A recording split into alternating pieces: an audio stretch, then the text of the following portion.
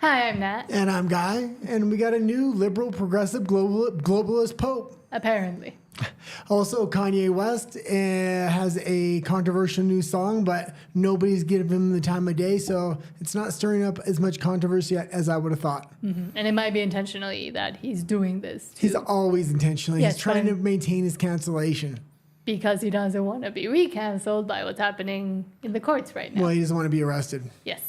And also we have Trump made a massive deal with the UK today. This is the template going forward for the US. And if he continues to win like this with the tariffs, people are going to be calling him a negotiated genius soon. I was very surprised he was able to cut a deal like this. You know more about that one than I do. Okay. Well, I talked a lot about it on my morning show, but let's go into, do you want to start with the Pope? Sure. Okay. So, Habemus Papam, who is Robert Prevost, the new Pope Leo XIV. Even before his name was announced from the balcony of St. Peter's Basilica, the crowds below were chanting, Viva el Papa, long live the Pope. Robert Prevost, 69, will be the 267th occupant of the throne of St. Peter, and he will be known as Leo XIV.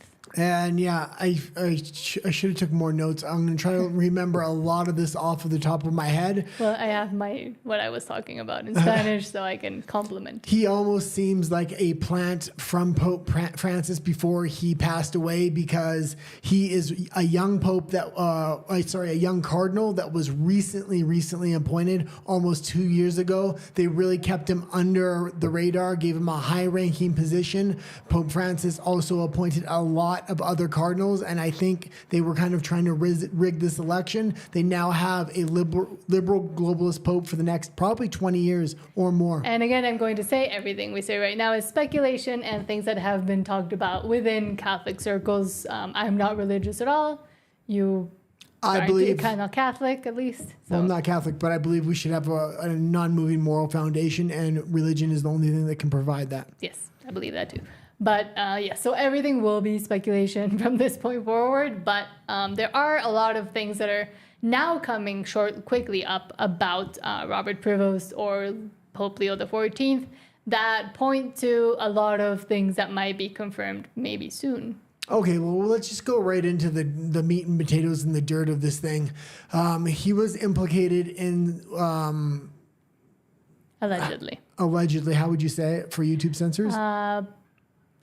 He was implicated in helping hide bad things done to kids within his diocese. Yeah, so they don't like the way he handled it, and there was multiple situations. He wasn't directly involved, but he had to deal with the priests and other people that were involved in the church after the scandal, and he handled it very poorly. There's one particular, there was an incident in Chicago when he was in Chicago, and then when he was in Peru, very similar situation happened down there. Let's talk about the Chicago situation first. And basically, a priest did something to a child and was busted for that. He then replaced that priest in another church that was right next to a school, did not inform the police or the school administrators. School administration is what I was looking for. So yes, again, this is coming from the College of Cardinals report. It is a site that was started by a Catholic couple that kind of wants to put everything out there regarding the Vatican Church and what each person that works within it have done or do. Okay, let's get into it. Biographies. So some accusers have claimed Prevost failed to properly investigate the allegations and covered up for the accused priest, but the diocese has firmly denied this, stating that Prevost followed proper procedure. They stated that Prevost personally received and attended to the victims and previously opened an initial canonical investigation, encouraged the victims to take the case to civil authorities. And there's also happened, there's the Peru thing somewhere up here, yeah. More recently, questions were raised about Prevost's knowledge and handling of bad allegations in his former diocese of Chiclayo. Two priests were accused of doing horrible things to three young girls, with the allegations surfacing in April 2022, so very recently during Prevost's tenure as bishop. The case has been a source of frustration for local Catholics due to its slow progress and unclear resolution, and then a year later, Pope Francis appointed him a cardinal. Yeah, so basically he's been sweeping this stuff under the rug for quite a few years. Also, I will say the one good thing about him when I was researching him was he was very pro-life and he was active in the pro-life community, so he's going to I would assume he's gonna Maintain. I don't know. I think Pope Francis was kind of wishy-washy. He was wishy-washy, so like reinforce the necessity of a pro-life movement and way of thinking. But let's talk about within the American Catholic movement. He runs within the circle of the extremely progressive bunch of, they're not cardinals. What are they? Bishops, archbishops, the churches. Yeah. So he runs in the extremely progressive circles. In the political circles in the States, New York and California are the progressive cutting edge. When it comes to Catholic progressive circles in the United States, Chicago is the heart of it, and it has been for decades. So the fact that he's coming out of Chicago is no surprise. And then he was also, I mean, they found that he is a registered Republican, but at the same time, he might be just a rhino. So Republican in name only. He might be. He is extremely anti-Trump, extremely J.D. Vance. He has utilized his X account to go directly after them, directly after their policy. He's very pro no borders, very pro immigration, things like this. I'm expecting...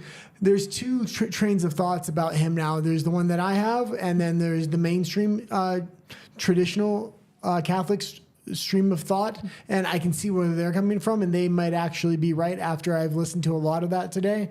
Their train of thought is he's being placed in by liberal globalists in the Catholic Church to directly confront Trump and his policies so they can put him up against Trump to make people within the United States choose their religion or choose their president, to really fracture the base of the Republican Party so the Democrats can come back in, because he's highly connected with the Democratic Party. That's number one. My train of thought was a little different, and I haven't heard anybody propose this but me. So my train of thought was they picked an American Pope, and it was done very quickly. There's been a lot of scandals involving the Catholic Church, USAID, funding mass immigration, funding the ending of children, things like this through clinics. And they were doing it directly through the Catholic Church. Trump has all the paperwork, has all the numbers. They got all this through USAID. It was scandal after scandal. The scandals have kind of died down because they mentioned it, but the paperwork hasn't been released. So if they really want to hang this Pope out to dry and the Catholic Church out to dry, Trump can start releasing a lot of these USAID investigations into these NGOs that are directly linked with the Catholic Church. Also, we did a story about the CIA and some leaked documents where they were specifically saying they have been using the Catholic Church for over a decade now to propagate extremely progressive ideals that nobody would expect the Catholic Church to propagate, and they were funding that through USAID again.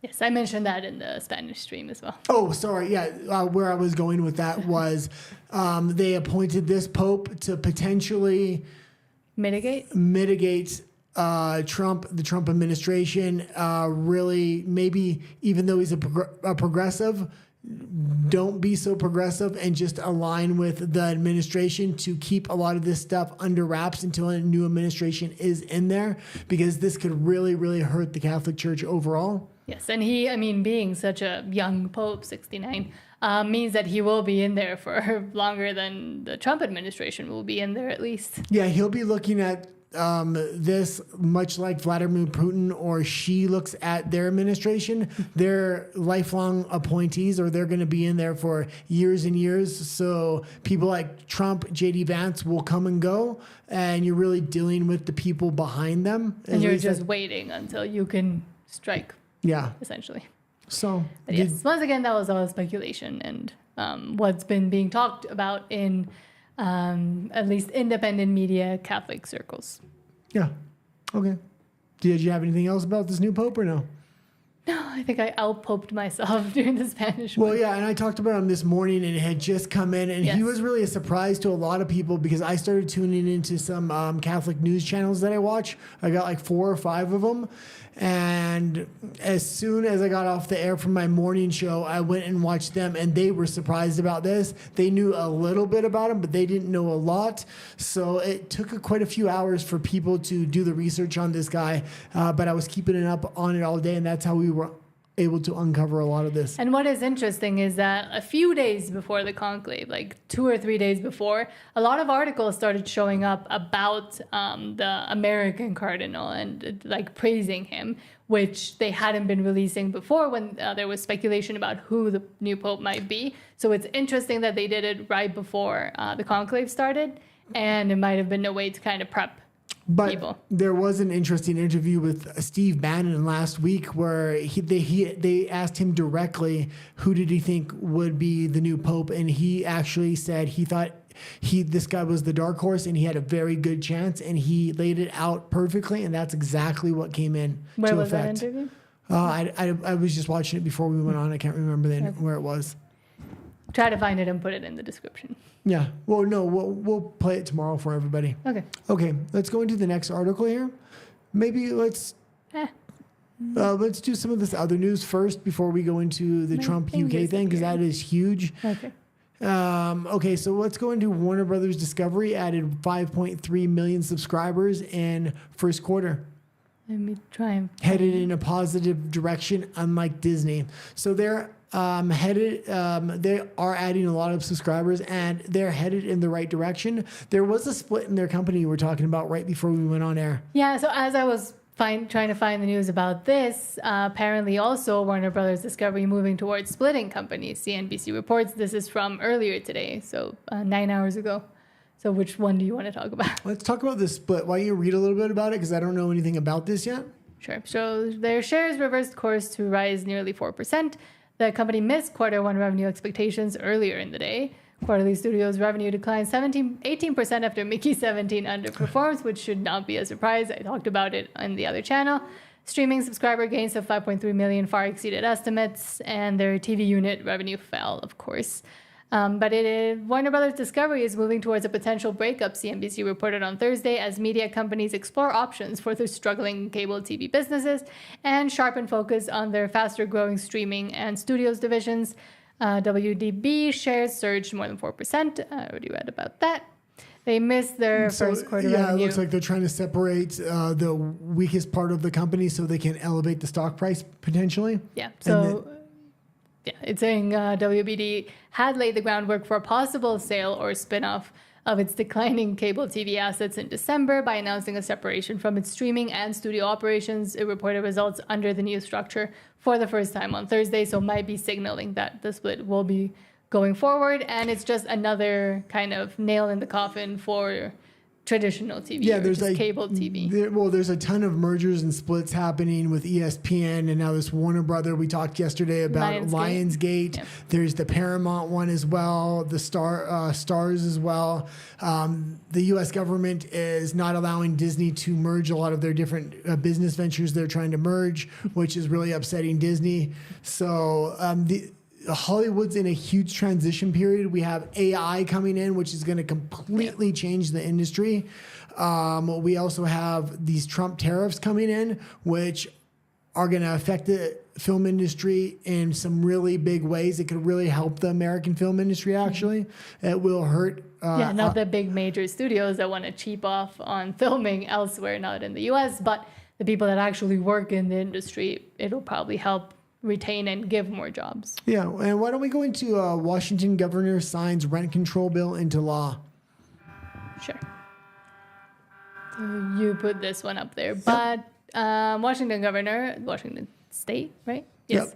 Yep. Signs rent control bill into law. So Governor Bob Ferguson has signed a bill into law that sets limits on rent increases. Yeah, and so it's just rent increases. Why don't you read a little bit more of this? Sure.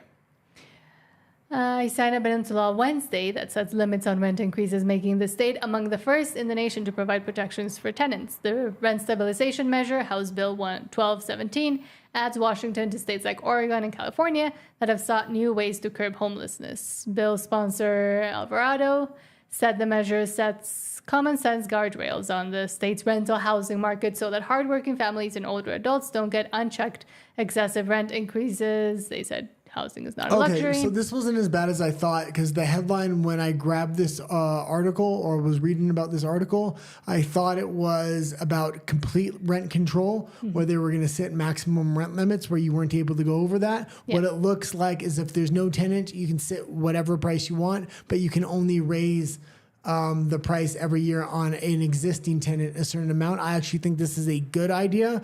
This is kind of what we had in Canada when we lived in Vancouver, which rent was extremely high. Yes. And the fact that it only went up a very little amount every year really helped. Really helped, yeah. So it says the measure caps rent increases at 7% plus inflation or 10%, whichever is lower. The restrictions include single-family homes. The rent increase cap for manufactured homes is 5%. Lawmakers approve, blah, blah, blah. Renting prices are expected to go down nationwide, I believe. Airbnb is absolutely crashing right now. If you watch I watch a lot of YouTube about people that bought Airbnb properties, and they were trying to hustle everybody into getting these Airbnb properties. And a lot of people did in Canada. They own 4 or 5 properties for these Airbnbs. That market is completely crashing now. They're banning Airbnbs from in most apartment buildings. A lot of buildings. And on top of that, it's just it's unsustainable. They're not able to sustain their mortgage from the Airbnb rentals, and Airbnb is putting renters before, or putting the people renting the units before the people that own the units. So a lot of people are saying they never stayed in the unit, so Airbnb is refunding their money, and then also you're out. the whole mess that some people that book Airbnbs leave, all the parties. Airbnb doesn't always respond to things like, oh, the person that was supposed to rent here ended up, I don't know, breaking a wall or breaking a window. Sometimes Airbnb puts that on the owner solely, or there has to be too much evidence that a lot of times these owners can't provide. And also within the market of Airbnb is people that use hotels. And there has been an increase in people that prefer hotels over Airbnbs because of the commodities their hotels can bring. I mean, you have guest services, you have a concierge, you have someone that helps you with your luggage, you have sometimes included breakfast, or at least a restaurant that's right there. And a lot of people that have used Airbnb in the past have started to realize that those conveniences outweigh sometimes the cheaper but not so much prices that Airbnb can provide, or the whole feeling like you're in a home instead of in a hotel. People are starting to actually prefer being in a hotel because of it's always clean. It's always, there's people there to help you. There's parking, there's food, etc. So the conveniences are becoming more evident now that Airbnb has been out there for enough time for people to complain about it. Yeah, and these people that were owning 3, 4, and 5 Airbnb units are now getting rid of them. So it's opening up a lot of rental units in a lot of these cities. Yeah. This was becoming a huge problem. Yeah. Okay, let's go into the Trump trade deal. So, do you have an article on this? Yes, hold on. That was the one that Trump announces Daily major Wire trade got mad deal at with me. the United Kingdom, and I watched this full press conference and all the questions. I really liked the questions that were being asked. I can definitely see a difference when it used to be mainstream media asking the Oval Office and the president questions, and the difference between independent media. Independent media are really asking much better questions that I actually want to report on. Okay. says both countries will become stronger. Trump's trade deal will give the U.S. more access to UK economy. The deal will allow the United States to gain increased market access in the United Kingdom for billions of dollars worth of American exports. So this ended up being an extremely good deal for the United States, and if it looks like he's got dozens and dozens of countries lined up to make similar deals. If he's able to cut the same deal, I'm expecting this is the template for Canada, and Canada is going to be forced into this. If they don't accept this deal, their economy is going to collapse. I think this is the template for the allies and people that are on good terms with the U.S. generally. Now, that being said, with matured economies like the UK and Canada, this was not a good deal for them, but it does allow them to maintain and float their economy over the next decade. This is an extremely good deal for the US. It puts them at the center of the Western economy. He also managed to get the UK to lower almost all their tariffs, while he's keeping a 10% tariff on them. When he was asked by reporters, how's this going to work with this 10% tariff? He said, this is the bottom of the barrel. This is the best you could do. The UK was the first to negotiate a deal, and 10% is the lowest we're going to give any country. So going forward, countries that are not allied, I think are going to get higher tariffs. Mm-hmm. Do you have anything to say? I got a lot more, but I want to break it up so I don't bore the audience. Well, I kind of spoke about the whole Canada-Carney, how that went, and how Carney, I mean, it's not going to help him to try to be all the, instead of the UK by kind of also helping out the US. They got a way better deal than what could have happened. If the UK bent over backwards and they're much more integrated with the global economy, Canada isn't, they're going to be They're going to be thanking Trump if they can get the same deal. Yeah. But now that seeing that the UK capitulated to Trump, they're going to be eager to do the same, I think. Mm-hmm. We'll see what happens there. But I will say this looks like really good news for Mexico potentially, because when I'm analyzing this trade deal, I'll go more into the details in a moment, but it looks like matured economies are getting the raw end of the stick, and emerging economies that don't necessarily have protectionist tariffs like Mexico will really benefit if they can get the same deal that the UK got. Well, Mexico has some protectionist tariffs, not as much as others. And they're willing to take them right down if they could get a deal like this. Mm-hmm. There is so much upside for Mexico if they can get this same deal. It's going to be ridiculous. The Mexican economy will explode. That being said, Mexico does have a sticking point, and that's organized bad people, criminal organizations within Mexico. Trump may try to integrate that within the deal. I know it's a major sticking point for the Trump administration, but one good thing about this was he was asked a question about did the deal include freedom of speech or freedom of religion, because J.D. Vance has hit the UK and the EU very hard on those two topics. And the economic advisor, which is Witkoff, I believe his name is, the bald-headed gentleman next to J.D. Vance in the picture, he said, no, this was a purely economic deal. We left everything else out. If they do that same thing with Mexico and don't bring crime into the picture, it's going to be a very good day for Mexico. But I really think a lot of it's going to hinge on organized crime and things like that as well. And what's some of the deal aspects? Yeah, let me go into it here. So, because I quickly glanced at the story, tried to talk about it in Spanish, kind of sank a little bit and then moved on. Hey, sorry, our beast is celebrating. Okay, so here it is. Sorry, I had a few more talking points before I wanted to go into this one, but we'll go right into it. Sorry. UK forced to take down many tariffs they had on the U.S. In such industries as farming, chemicals, machinery, and other industrial products. Also fast-tracking all American imported goods into the UK. So all farming, all beef, this was a big talking point for the beef industry in the United States. It's now going to open up the UK, and if they are able to replicate this into Canada, they will dominate the Canadian grocery stores with their agriculture. The only thing keeping American agriculture out of a lot of countries are these tariffs imposed by these other countries. The fast tracking the imports into the country is also very important, because if they're importing agricultural goods, they don't want them to be stopped at the border. They want them to go directly to shelves before they overmature and things like that. Also, the chemical industry is a huge industry. The machining industry, this would be tractors and the big machines that are used in different industrial products. So those aren't sold in the UK at all. The tariff has been completely lowered on that. So now, I mean, that market's going to be dominated by American tractors and things like that. Also, something that went along with this, which was of note, was the Ukrainian rare earth minerals deal was finalized by Ukraine. I think that was probably a sticking point for the UK, because they want the US to have some kind of alliance with Ukraine going forward. And right now, Trump is completely trying to pull away from Ukraine, and the UK wants to kind of push him back in. So I think that was something that the US did give there. It's rumored that the Canadian trade deal will be next. Mark Carney is currently negotiating that.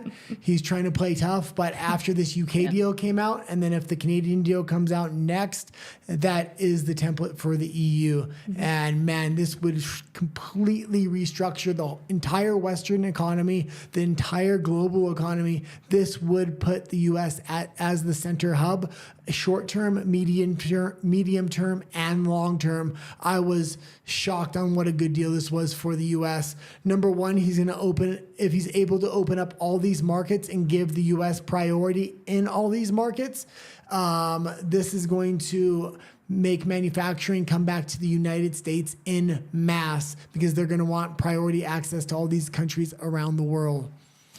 Let's see what else I had. This adds $5 billion in opportunity to U.S. exporters and manufacturers almost immediately. This also, he also kept the 10% tariff on the U.K., which was very surprising. This will produce $6 billion in immediate revenue for the U.S. The 10% tariff he kept on the U.K. will bring in $6 billion annually, which was surprising. The UK is favoring US markets rather than other markets like China. The steel market was a sticking point because China currently owns the steel market within the UK, and they were going to close all the steel plants within the UK, which would have crippled the national security and military aspects of steel within the UK. So the US stepped in, kind of showed the UK what they're doing to their steel industry, and they're going to have the UK do the same, and the UK government is now stepping in and nationalizing UK steel. So I think Trump wants other countries to model their economy to complement the U.S. economy. So they're going to make a not only military trade bloc, but a economic trade bloc as well. Because, I mean, also China owns the UK's energy grid, or did at least half of it, some of it. If and it looks like he is, and it looks like it's going to be successful, if he's able to emerge a lot of these Western economies and put the U.S. at the center hub, they're going to run protectionist poles, I would say. Like, they want to protect the North American pole, and if the EU is willing to make the deals, he'll include the EU in that. If not, the EU is going to crumble because they are already there. So it would be like the Western pole instead of the... And another good question was asked today. Okay. About the film industry. A reporter asked, how's this going to do film tariffs? Before they had the meeting in the Oval Office going through the details of this, it was expected that and rumored that it would completely mitigate the tariff and that it would be taken away. When Trump was asked, he said they're going to have to see. It's one of the small points that they're going to add into the deal. He's not sure how much of the tariff he's going to lower. Ideologically, there's a lot of woke garbage in the UK, so maybe he's going to put pressure on them fixing that if they want that added into the deal. So, sorry, there was a lot of notes I had. It's okay. So, you've been talking about it for a while, so... Okay, and maybe we'll go into, I know I did mention the rare earth minerals deal signed with Ukraine today. Mm-hmm. That would have definitely upset Russia, but today was Victory Day, not only for Russia, but for the UK and Europe and the United States as well. That was the day World War II was won. The UK and Europe celebrate on the 7th. Russia celebrates it on the 9th. The fact that the rare earth mineral deals was signed today would have upset Russia, but Trump kind of sent out an olive branch to Russia, and he did thank them for their efforts in World War II because they did lose more men than all other countries combined. It's an estimated 20 to 40 million civilians and military personnel were lost by the Russians fighting the Germans in World War II. It's an extreme amount, and they are almost never getting given credit by the West. Mm-hmm. So the fact that Trump brought that up in a press conference was definitely an olive branch. On purpose. Yeah, definitely on purpose. He's not able to negotiate an end to this Ukrainian thing, but he did get the minerals deal, and he did send out the olive branch to Russia. So I think he's going to just step back and let them work itself out. Mm-hmm. Europe, on the other hand, is going to try to escalate this thing, I think. Yes. Okay. Do you want to go into California regulates AI rules? Didn't we do this yesterday? We did it in the morning. Our days are starting to cross over. Okay, into each let's other. go back into this because there were two things I wanted to talk about that I didn't talk about this morning. Why don't you read some of the article first? So California weakens AI rules. Big tech will have more leeway to track you, like they didn't already. Tech that helps businesses make decisions or target ads will be given freer rein following the pressure from the governor. The California Privacy Protection Agency was under pressure to back away from the rules it drafted. Business groups, lawmakers, and Gavin Newsom said they would be costly to businesses, potentially stifle innovation, and usurp the authority of the legislature, where proposed AI regulations have proliferated. In a unanimous vote last week, the agency's board watered down the rules, which impose safeguards on AI-like systems. Yeah, and my major talking point this morning was the U.S. is going to have to deregulate the AI industry in order to compete with China. Otherwise, it's going to be left in the dust. And the AI industry may dictate the next global power between the U.S. and China. That being said, Trump is majorly deregulating the industry. The energy industry, when it relates to AI, allowing them to build mini nuclear power plants for data centers. For their data centers, yeah. He's done that for Google, and I'm expecting he's going to do it for Meta and probably X as well. That being said, what I wanted to bring into this is going to be a lot more tracking and things like this. And with digital ID and digital currency looming in the background of this Trump administration, which there's not a lot of talk of, but when we looked into it, it's there, and they're going to try to push the digital ID through voter integrity and through immigration, and they're going to probably push a digital currency through stable coins, which is privatized, not controlled by the Fed. So he's going to sell it as this is still a free and open digital currency rather than being controlled by the Fed. So he's going to probably sell it as we're breaking free from the Fed, because the Fed's been a bad thing. Fed does have a bad reputation, and I think he may be able to sell it like that. But when you combine the idea of digital currency, digital ID with AI and complete like tracking through the government and things like that, I don't know if I'm completely for it. China all over again, essentially. Just with a different name, and maybe it'll be called the Freedom Coin or something. Yeah, there's a lot of geopolitics today and like intense That's why stories. I'm so quiet, because this is not my area of feel expertise. like I'm just redoing my morning show here. Yeah. Well, because there's only so much news in the day, and I don't know how much people like more gossipy celebrity stuff. That's also what I'm into, or crazy people on the internet. There is a lot of other new news here, so eventually we'll get to it. But man, it's almost all U.S. politics today. It's Trump-dominated news headlines, and that's why I kind of put them on the cover of my morning show. Well, that and the Pope.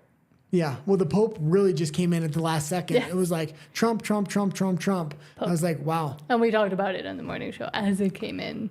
Okay, and so thanks to Rafa, we got some info as well. Next story is another Trump story. Trump to rename the Persian Gulf to the Arabian Gulf. I have to find it. Okay, I'll talk about this again. So it's currently called the Persian Gulf, which would indicate that Iran rules that region. He wants to rename it to the Arabian Gulf to align that region with Saudi Arabia more, because Saudi Arabia is the U.S. ally in the region, along with Dubai and Israel. Iran is completely in line with the BRICS, Russia and China. So there's this battle for just this multipolar world. Who's going to control the poles within these regions? It's obvious that America is going to control the North American pole, and that Russia has another pole and China has another pole. But when it comes to the Middle East, it's kind of up for grabs. So the U.S. is trying to put sway by renaming it. And there's a lot of little things going on behind the scenes to try to empower Saudi Arabia there. The U.S. is also trying to empower, India is kind of in a strange position. Especially right now. Yeah, because they want to emerge themselves as a pole. Russia doesn't mind having them as a world pole. They've already said they view them that way. But China has major problems with it, and they've constantly been at war in the Himalayan mountains. And China's been genetically engineering their soldiers for cold weather capabilities, which was crazy. We did a story on this a few months ago. But China looks at India as a threat to their pole, especially with the U.S. going to economic war with China.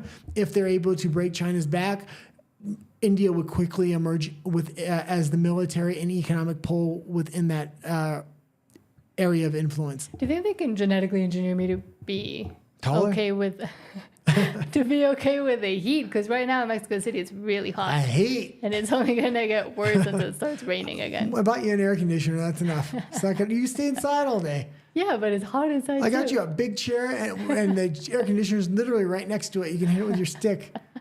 Yeah, but you always keep it at not so cold because we're like opposite when it comes to couples in terms of like girls are usually really cold and guys are usually really like always hot. It's the other way around here. I was also going to say, do you think it has anything to do with the news we reported yesterday about Disney moving to Abu Dhabi? Like a way to maintain Saudi, like that region happy with the U.S.? Yeah, but in general, Saudi Arabia is really trying to integrate with the West, the Western economy. The reason Trump was able to pull off the 7 peace accords in Israel was because of Saudi Arabia. They really put pressure on other players in the region economically to sign those peace accords. So Saudi Arabia is always kind of not been completely aligned with the U.S., but has empowered the U.S. in some of the biggest deals that have allowed the United States to maintain its global dominance. What I'm talking about here is primarily the oil dollar, the petrodollar. The petrodollar, they floated them for the past 50 or 60 years with that thing. Mm-hmm. And I think they're trying to, now they control OPEC with Russia and things like that. So we'll see what happens. Okay. So no is the answer. What next? Oh, but I do think, never mind. What? Nothing. Let's go into next article is President Trump's new Surgeon General. Oh. Do you want to listen to it again or just talk about it? Why don't you play it for the people? Okay. Okay, so this is his new Surgeon General. Potential. Potential? What are you talking about? I thought she appointed her today. No, I think it's just a nomination. Pretty sure it's just a nomination. Okay, well, let's set this up really quick. When I first seen her, I hadn't, somehow she slipped past me in the podcast community and a lot of these interviews she's been doing. This was the first time I seen her. I absolutely loved what she was saying here, and I think a lot of Republicans would as well. But now there's a lot of information coming out that she might not be as sincere as she looks, but she really knew how to sell this thing. That I told you about. You told me about. Because I did watch, like, during the time that she and her brother, which is Dr. Callie Means and it's Dr. Casey Means, they kept going on podcasts and they're kind of doing the same story about how their parents let them be free thinkers, and that's what made them realize that the medical industry and medical schools were completely captured and failing, and etc. So I had heard her say it over and over again, and I kind of knew that behind the scenes there was this rumblings about either just Callie Means or Casey Means as well, which is a girl, being somehow involved with pharma companies that they hadn't disclosed before. Yeah, and that being said, you said that this morning. I said I would look more into it, and then Nicole Shanahan popped up on my X feed, which is RFK's ex-running mate. And I hated her when she first was his running mate. She was married to, I believe that was the head of Google before. I don't remember. Anyway, she was a major tech executive, super rooted in Silicon Valley. She was a leftist, everything. I just didn't like anything about her. But she slowly won me over, even though we have a disagreement on a lot of our opinions. She's very honest, very upfront, and she is able to articulate why she thinks the way she does. It's not just emotionally based. It's very intellectual, and I have a lot of respect for that woman. If she ever ran for any position, I would completely back her.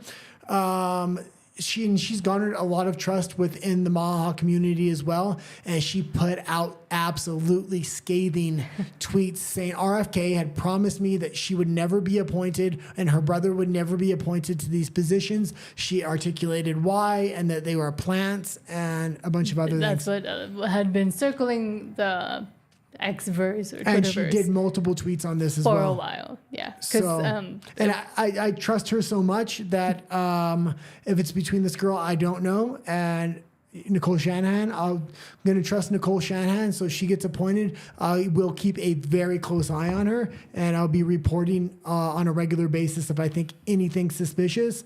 I mean, I trusted RFK when he got in there. As soon as he made a misstep with the jibby jabs, I pointed it out. Same thing with Donald Trump with digital IDs, digital currency. I pointed out right away. Why? Because not because I don't like them, but because I want to steer them in the right direction. This populist movement within conservatism is really strong right now because the elites of the movement are listening to the base through social media, and we have been able to steer them in the right direction in the past. Yes. One of those examples is Trump with the jibby jabs. He was all for him before, and the base was able to boo him on stage and just write him messages on social media, and he slowly changed his opinions. Yes. So before we get into more of it, I read comments because Rafa and Walker are here. Oh, we have comments. Again. I don't think anybody's watching today. No, me either, but thank you for being here. So Rafa says, hello, and sorry for being late. Was having some nice tacos. I haven't eaten today, so I have, but not for a while. So I hope they were good. And then Walker says, I'm late. Sorry. That's okay. We don't take attendance. Don't worry. No. We do miss you when you're not here, both of you, but we don't take attendance. It's not class. But thank you so much for being here. So Walker says, so I'm late. Sorry. I was cleaning my kitchen. Took more time than I expected. Every time I try to clean our kitchen, which is like this big, it's tiny.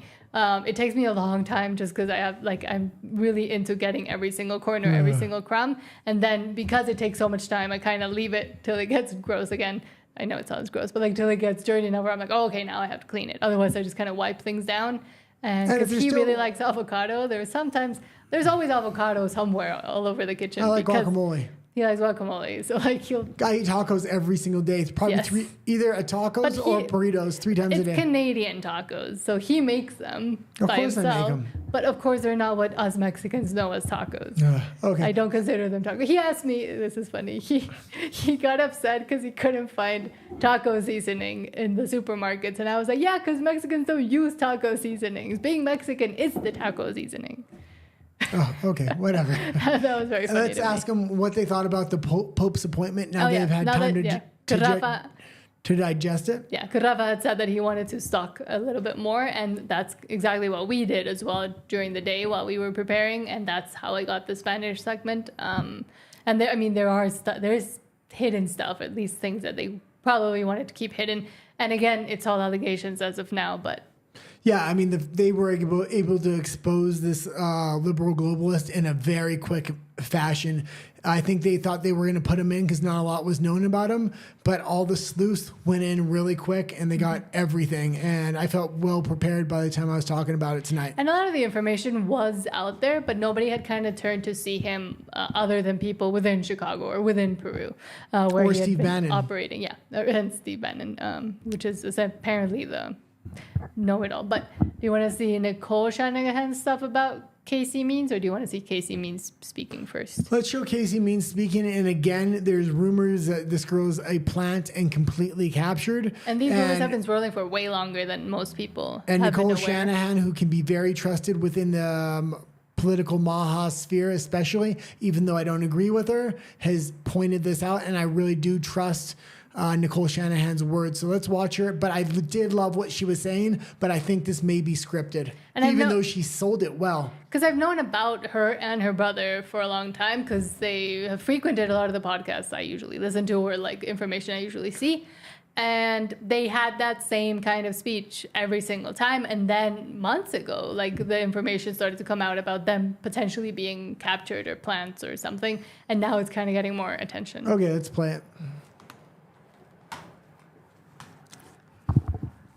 The thing that is so imperative for people to understand is that the reasons we're having surgery, the reasons why we're getting sick, the reasons why American competitiveness is plummeting, the reasons why our kids are chronically ill, half of the kids in America are chronically ill, are all from preventable issues. So if you're a doctor who's not spending any time on focusing on that, then unfortunately, for better or worse, you are bankrolling on the problem. Do you remember when Elon? I honestly think you're going to change the world. I mean that. And I love Tucker, so this is a shame Thank if you. she is Just gotta say applying. that. Thank you for having us here. Oh, no, sorry. It's just so.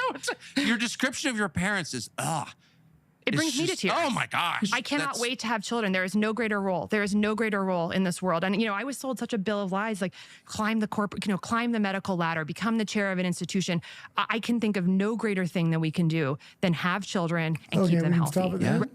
So what she's saying is absolutely great, but supposedly she's beating the same drum on every podcast, so Yes, it's and I can extremely confirm scripted. So why don't we go to Nicole Shanahan now? I mean, again, just quickly on this point, I think there's a lot of people that maybe do believe some of the things you're saying, but it's very easy once you know kind of the talking points and what people really resonate with because they haven't heard it for so long or at all, maybe even saying that children should be kept healthy and not just mitigating whenever they're sick and that having children is important, etc. Whenever now someone utters those words, because we've been so deprived of this kind of thinking for so long, everybody attaches immediately. But again, she and her brother have been saying this all over the place for at least a year let's go now. into Nicole Shanahan here.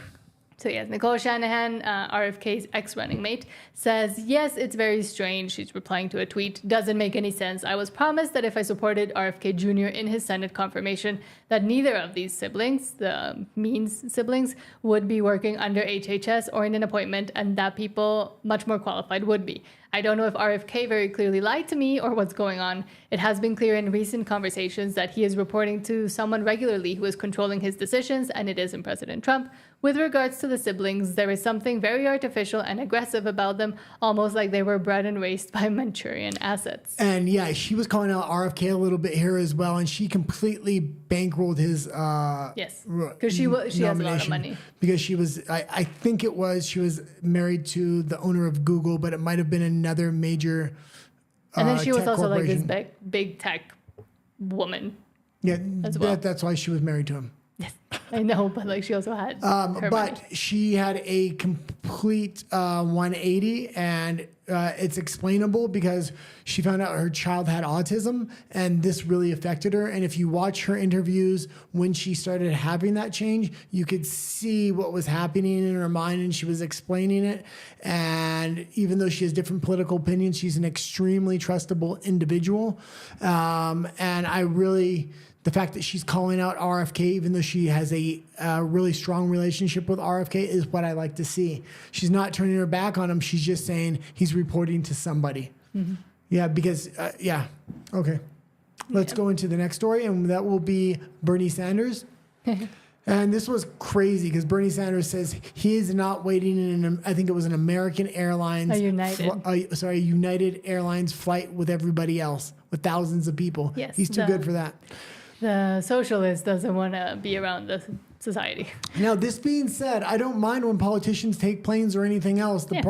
When I have a problem is when the politicians are telling me they're going to charge me a carbon tax, they want to increase the price of flights, and they don't want people traveling because it's bad for the environment. But they're going to change the world, so they need to travel. Yeah, they're chartering flights for billions of dollars that spend billions of gallons of gas. But yeah, Bernie Sanders makes no apologies for private jet travel on Fighting Oligarchy tour, which is incredibly ironic because he's the oligarchy now. He's the one that has $221,000 to spend on charter flights just in these first few months of 2025. And again, Trump has his own plane, so people aren't angry or calling him out because of that. It's more his whole rhetoric and speech around the people. No, not just his speech. It's not about his speech for me. It's about he is aligned with Mark Carney and the globalists to implement this economic tyranny over the people where they want to charge them per mile in their car because it's bad for the environment,